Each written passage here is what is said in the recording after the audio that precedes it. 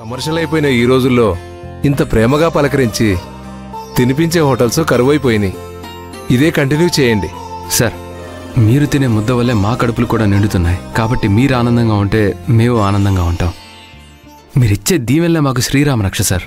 చిన్నవాడివైనా భలే మాట్లాడతావయ్యా.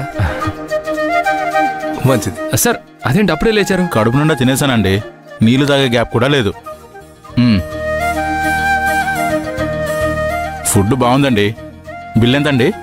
ఏం పర్వాలేదండి. మీరు కడుపు నిండా తిని తృప్తిగా వెళ్తున్నారు. మాకంతే చాలు. వస్తానండి. రాఘవా, నువ్వేమనుకోనంటే ఒక మాట చెప్పనా? అయ్యో, మీరు మా రెగ్యులర్ కస్టమర్. మీరు ఏం చెప్పినా మేము రిసీవ్ చేసుకుంటాం. చెప్పండి. మీ అన్నదమ్ములిద్దరూ ఎప్పుడూ ఇలాగే ఉండాలి. అలాగే మీరు ఇలాంటి బ్రాంచులు చాలా పెట్టాలి, చాలా ఎత్తుకు ఎదగాలి. మీలాగా కస్టమర్ సాటిస్ఫాక్షన్ కోరుకునే హోటల్స్ చాలా తక్కువ ఉన్నాయి. అంతకు మించి మీ తమ్ముడి ప్రేమ, చేతి వంట మహిమ, ఈ రెండు ఎక్స్ట్రాడినరీ.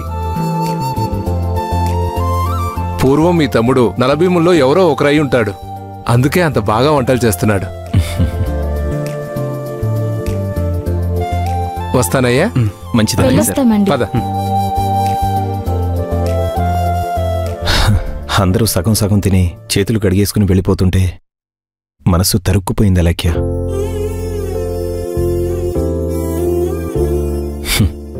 ఇప్పుడు అందరూ అలా దీవిస్తూ ఆనందంగా వెళ్తుంటే కోట్ల ఆస్తి సంపాదించినట్టు అనిపిస్తోంది. ఈ హోటల్ కోసం నేనేం చేశానో నాకు తెలియదు, కానీ మాధవ్ మాత్రం తన చెమట చిందిస్తున్నాడు. ఒక మాటలో చెప్పాలంటే నేను లేకపోయినా ఈ హోటల్ రన్ అవుతుందేమో, కానీ వాడు లేకపోతే రన్ అవ్వదు. మాధవ్ రాలేదని నేనొచ్చి రాఘవ దగ్గర మంచి మార్కులు కొట్టేయాలనుకున్నాను. కానీ నేనొచ్చి రాఘవ దగ్గర ఉన్న వాల్యూ పోగొట్టుకోవడమే కాకుండా మాధవ్ ఎంత ఇంపార్టెన్స్ అనేది రాఘవకి అర్థమయ్యేలా చేసినట్టున్నాను. నేనొచ్చింది మాధవ్ని హైలైట్ చేయడానికి అన్నట్టుగా ఉంది. ఇక్కడే ఉంటే ఈ పనివాళ్ల ముందు కూడా నేను చులకనవుతాను. ఇప్పటికే తల తీసేసినట్టయిందే. వచ్చినందరూ పొగుడుతూ ఉండడం, రాఘవ తిరిగి అది నాకు చెప్పడం, ఈ పకోడాగాడేమో పకోడీ ఫేస్ చేసుకొని మాటకు ముందొకసారి మాటకు వెనకొకసారి ఆ మాధవకి ఎలివేషన్స్ ఇవ్వడం, ఇవన్నీ చూస్తుండడం నా వల్ల కాదు. బావా, నాకు కొంచెం తలనొప్పిగా ఉంది, నేను ఇంటికి వెళ్తాను. అదేంటి సడన్ గా తలనొప్పి రావడం ఏంటి? ఏమో బావా, సడన్ గా చాలా తలనొప్పి వస్తుంది. సరే పద, నేను ఇంటి దగ్గర డ్రాప్ చేస్తాను. వద్దు బావా, నేను క్యాబ్లో వెళ్ళిపోతాను. క్యాబ్ ఎందుకు వదినా? నేను వదిలిపెడతాను, పదండి. వద్దులేరా, నువ్వు లేకపోతే మళ్ళీ ఇక్కడ ఇబ్బంది అవుతుందేమో. నువ్వు ఇక్కడే ఉండు. అవునన్నా, నువ్వెలాగెళ్తావు? అసలు ఇది వ్యాపారం టైము. నేనొక్కదాన్ని వెళ్తానులే బావా, మీరు మీ వర్క్ చూసుకోండి, పర్వాలేదు. సరే, జాగ్రత్తగా వెళ్ళి రెస్ట్ తీసుకో. సరే.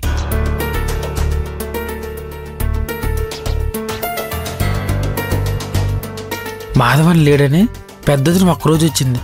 ఒక్కరోజుకే వ్యాపారం మళ్ళీ కల్లోలం అయిపోయింది. అమ్మో, ఈవిడ రోజు చేసే ఫుడ్ ఇంట్లో వాళ్ళు ఎలా తింటారో ఏటో. అయినా ఈవిడ తింద చేయిస్తారు ఇంట్లో మహాలక్ష్మి అక్క ఉండగా.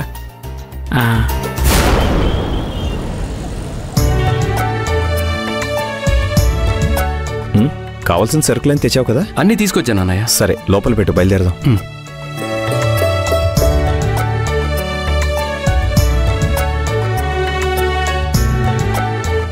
అన్నయ్య వెళ్దామా? ఒక్కడనే ఉండడంతో ఇబ్బంది అయిపోయిందిరా. సర్లే అన్నయ్య, ఇబ్బంది ఏం లేదు. అయినా ఇలా జరుగుతుంది అనుకుంటే అక్కడ ఉండేవాడినే కాదన్నయ్య. నేను ఇలా అవుతుందని అనుకోలేదురా. నువ్వు లేకపోతే హోటల్కి వచ్చిన వాళ్ళకి ఎవరికి ఫుడ్ నచ్చట్లేదు.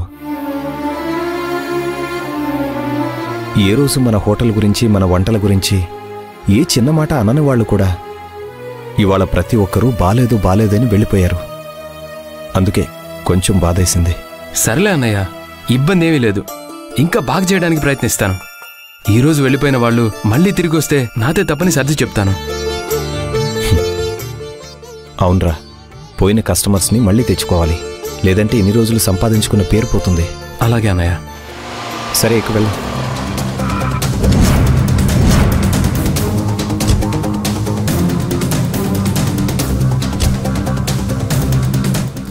అక్కొచ్చిందేంట్రా?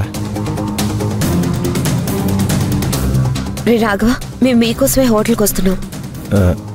హోటల్కా? ఎందుకక్క? నీతో మాట్లాడడానికి. నాతో మాట్లాడడానికి హోటల్కి ఎందుకమ్మా?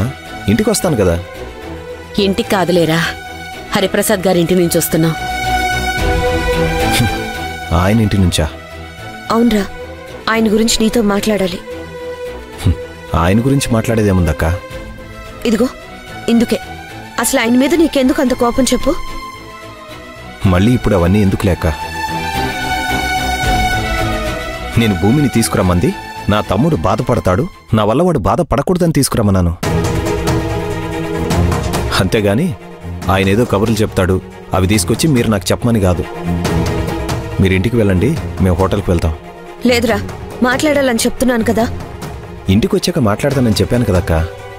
ఇంటి దగ్గర మాట్లాడేది కాదు, ఇక్కడే మాట్లాడదాం. ఒక 5 నిమిషాలు ఆగలేవా?